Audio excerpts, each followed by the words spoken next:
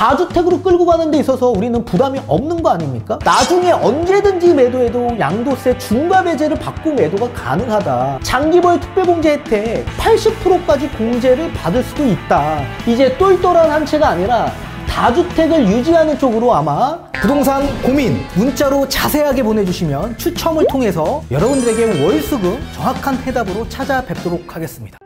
뒷번호 8938님께서 보내주신 부동산 고민입니다. 항상 강의에 감사하며 매일 시청하고 있습니다. 고민이 있어 주저리 써봅니다. 자택은 DMC 레미안 2편한 세상이고 사는 건 만족하며 사는데 더 입지가 좋은 마포나 용산 쪽으로 이동하는 게 맞는지 아님 투자를 하는 게 맞는지 고민입니다. 아직 본 아파트는 없습니다. 1년 뒤쯤 미수금이 들어와서 현금이 한 5억 정도 마련이 됩니다. 다주택으로 가고 싶은데 가는 게 맞는지 아니면 확실한 한 채가 맞는지 확신이 서지 않네요. 집 매수 전에 한 번 더 자세한 상담 진행하겠습니다 라고 보내주셨습니다. 전문가님 답변 부탁드리겠습니다.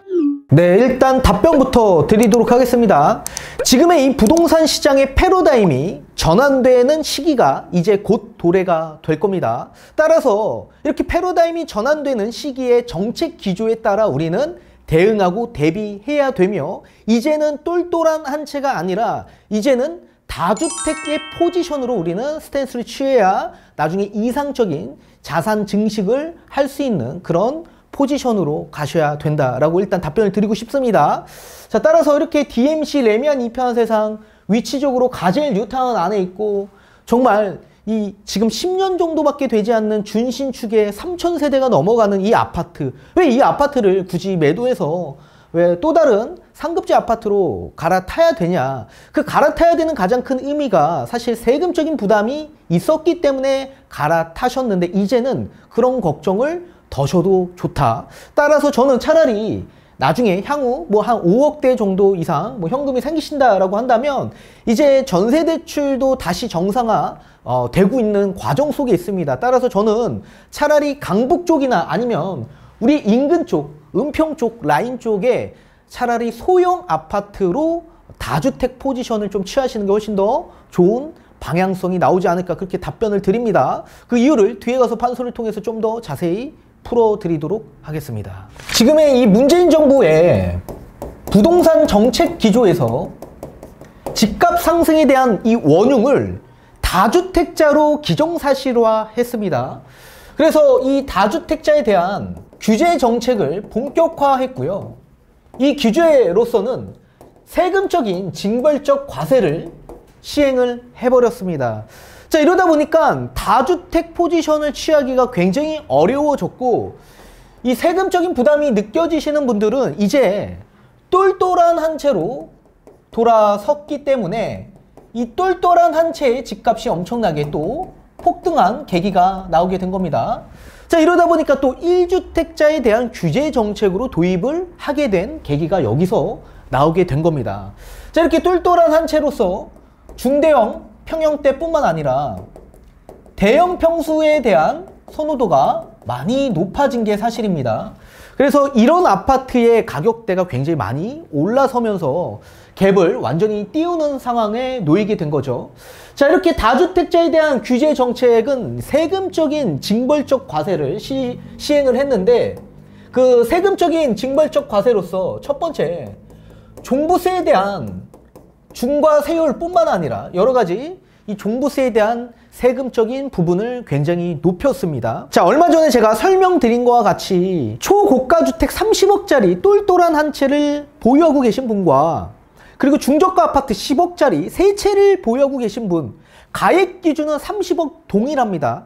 근데 다만 다주택자라는 이유 하나만으로 이 세율 자체가 중과세율이 적용이 돼서 종부세를 엄청나게 많이 내야 되는 상황에 놓이게 된 거죠. 자, 이러다 보니까 다주택 포지션을 취하기가 굉장히 어려웠던 게 사실입니다. 또 여기에 주택임대사업자를 폐지해버렸습니다. 그동안 다주택자에 대한 세제 혜택이 많이 부여됐던 이런 주택임대사업자가 폐지가 됨으로써 사실 다주택 포지션을 취하기가 굉장히 어려워졌고, 이 주택임대사업자 폐지로 인해서 종부세를 내야만 하는 상황에 놓이게 된 거죠. 그러니까 아무런 세제 혜택이 없었기 때문에 사실상 한 채로 이동하는 방향성으로 사람들이 많이 선택을 한 겁니다. 또 여기에 지금 현재 취득세에 대한 부분도 중과가 진행이 되고 있고, 또 양도세에 대한 부분도 중과가 진행이 되고 있다. 이런 부분, 세금적인 중과 적용으로 인해서 사실 이 다주택자에서 똘똘한 한 채로 이동하게 된 계기가 여기서 나오게 된 겁니다. 자, 그런데 이제 이 문재인 정부에서 이제는 윤석열 정부로 정권이 위임하게 될 겁니다. 자, 그동안 문재인 정부의 이 다주택자 규제 정책을 이제 윤석열 정부에서는 다주택자를 완화해주는 정책으로 패러다임이 전환되는 시기가 이제 곧 멀지 않은 시기로 다가올 거다. 자, 이렇게 다주택자를 완화해주는 가장 큰 목적은 그동안 문재인 정부에서는 이 집값 상승의 원흉을 다주택자로 규정을 했고, 그래서 규제를 함으로써 세금적인 징벌적 과세를 실시했습니다. 그러다 보니 매물 잠김 현상들이 나올 수밖에 없었겠죠. 양도세 중과가 82.5%나 내야 되는 그런 부담을 느끼는 다주택자가 물건을 내놓을까요? 그러니까 물건이 시장에 나오지 않다 보니까 매물 잠김 현상으로 당연히 집값이 폭등할 수밖에 없는 계기로 만들었고, 또 이렇게 세금적인 부분을 계속적으로 징수하다 보니까 이 세금을 세입자한테 전가하는 임대인분들이 굉장히 많이 늘어나게 된 겁니다. 따라서 이렇게 이제 앞으로 세제 정상화에 중점을 두면서 다주택자를 좀 완화하면서 시장에 맡기겠다라는 취지이기 때문에 이 다주택자에 대한 이 완화 정책을 계속적으로 고수할 겁니다. 따라서 세금적인 이 세제 정상화로 인해서 세금을 좀 줄여주는 이런 상황으로 전개가 될 것으로 보여지고 있고, 따라서 이제는 똘똘한 한 채가 아니라 다주택자를 완화해주는 목적이기 때문에 다주택자에 대한 포지션으로 이동을 해야 된다. 그리고 이 다주택자는 소형 아파트로 접근할 가능성이 매우 높아졌다. 매우 높아졌다. 자, 그동안 다주택자에 대한 여러 가지 규제 정책이 있었습니다. 이게 완화가 된다라고 했습니다. 이 완화는 종부세 완화가 있을 수 있다. 자, 앞전에 제가 설명해 드린 것과 같이 굉장히 조세 형평성에 맞지 않는 상황에 이 종부세를 계속적으로 납부한 다주택자들이 많았습니다. 앞전에 얘기한 것처럼 고가주택 30억짜리 똘똘한 한 채와 10억짜리 중저가 아파트 3채, 사실 가액 기준은 똑같거든요. 근데 이제 문재인 정부가 다주택자를 규제하면서 이 종부세에다가 중과세율을 적용하게 돼서 세금이 많이 나오게 됐죠.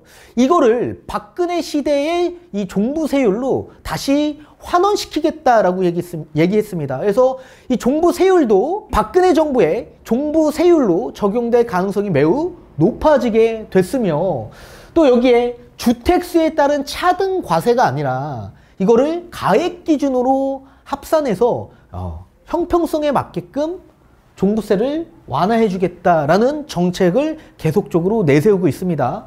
따라서 이제 이 종부세 완화 정책은 다주택자 종부세에 대한 완화 정책으로 볼 수밖에 없을 거고, 또 여기에 주택임대사업자를 부활시키겠다라고 얘기했습니다. 이 주택임대사업자를 부활하게 된다면 여러 가지 세제 혜택을 부여하겠다라고 얘기했습니다. 어떤 세제 혜택을 부여하냐면 종부세에 대한 합산 배제 혜택을 부여하겠다라고 얘기하고 있고요. 또 여기에 양도세에 대한 중과 배제, 또 여기에 장기보유 특별공제 70%까지가 최대 한도인데 이걸 80%까지 늘려주겠다라고 얘기하고 있습니다. 또 여기에 거주주택 비과세 특례도 받을 수가 있겠죠. 자, 그렇다면 주택임대사업자를 부활하는 가장 큰 목적은 임대차 3법이 도입되고 나서 전 월세 금액이 엄청나게 폭등한 계기로 나오게 됐죠. 그동안 주 공급원이었던 임대사업자분들의 폐지 요건으로 인해서 사실상 자동 말소 또는 자진 말소하신 분들이 많이 계십니다. 그분들이 없어지다 보니까, 주 공급원이 없어지다 보니까 당연히 전월세 가격은 더욱더 올라갈 수밖에 없는 계기로 나올 수밖에 없었고, 따라서 주택임대사업자를 반드시 부활할 가능성이 매우 높아졌다. 이 부활은 전용 60제곱평방미터 이하인 소형주택에서 나온다. 자, 그럼 전용 면적 60제곱미터 이하인 강북지역 일대의 소형 아파트로 접근하는 수요가 굉장히 많아질 수밖에 없을 겁니다. 자, 그동안 다주택자로 접근하지 못했던 수요층들은 종부세가 가장 큰 원인이었습니다. 종부세에 대한 부담이 있는 분들은 반드시 똘똘한 한 채로 제가 가라고 말씀을 드렸고, 종부세에 대한 부담이 없는 분들은 다주택 포지션을 지켜라 라고 제가 말씀을 드려왔습니다. 자, 그렇다면 이제 앞으로 다주택에 대한 완화, 특히 세금적인 부분, 그리고 주택임대사업자에 대한 재등록, 부활, 이 부활로 인해서 결국 종부세에 대한 합산배제에 대한 혜택을 부여받을 수 있다. 자, 그렇다면 우리 구독자님이 만약에 전용 60제곱미터 이하 강북지역 일대 아파트를 만약에 임대사업자 등록을 하게 된다면 이런 혜택을 받아볼 수 있다는 얘기죠. 그러면 종부세 합산해서 배제가 되는 거고, 우리 거주하고 있는 DMC 아파트만 계산하게 되는 겁니다. 근데 만약에 그 아파트 공동명의로 되어 있다라고 가정한다면 6억, 12억까지는 공제가 되기 때문에 우리 아파트 만약에 30평대라고 한다면 공시가격 9억밖에 되지 않습니다. 그러면 종부세가 나오지 않는 구조예요. 그러면은 다주택으로 끌고 가는 데 있어서 우리는 부담이 없는 거 아닙니까? 또 여기에 우리 임대사업자 등록한 강북의 60제곱미터 이하인 아파트, 나중에 언제든지 매도해도 양도세 중과 배제를 받고 매도가 가능하다.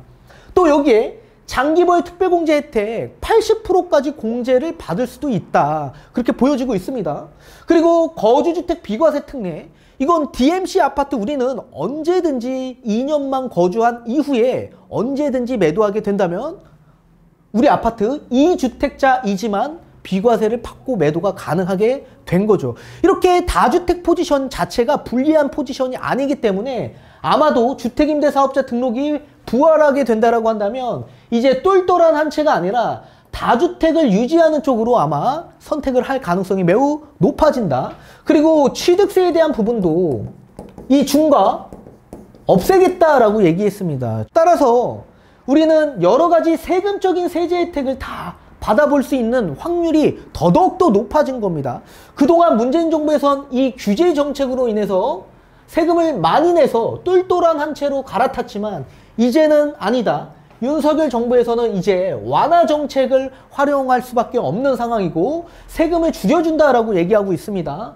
따라서 이제 앞으로는 다주택을 유지할 가능성이 매우 높아졌는데 그 높아진 가장 큰 이유는 여러 세제 혜택을 부여받을 수 있기 때문에 다주택 포지션으로 갈 수밖에 없는 거다. 그렇다면 이제 앞으로 수요층들은 전용 60제곱미터 이하인 강북지역 일대에 있는 아파트를 계속적으로 볼 수밖에 없는 겁니다. 그래서 저는 반드시 이런 아파트 투자하는 데 있어서 좀 매수 기회를 잘 잡아보시는 게 좋지 않을까, 그렇게 일단 답변을 좀 드리고 싶습니다. 아무튼 이제는 패러다임이 좀 바뀌는, 전환되는 시점입니다. 똘똘한 한 채가 아니라 이제 다시 한번 다시 유턴이 돼서 다주택자의 포지션을 잡는 시기가 반드시 다시 도래가 될 거다. 그렇게 일단 답변을 드리면서 자산의 총량을 여러분들 늘려야 나중에 훨씬 더 자산 증식하는 데 유리한 면이 있을 겁니다. 반드시 기억하시고 대비하시고 대응하십시오.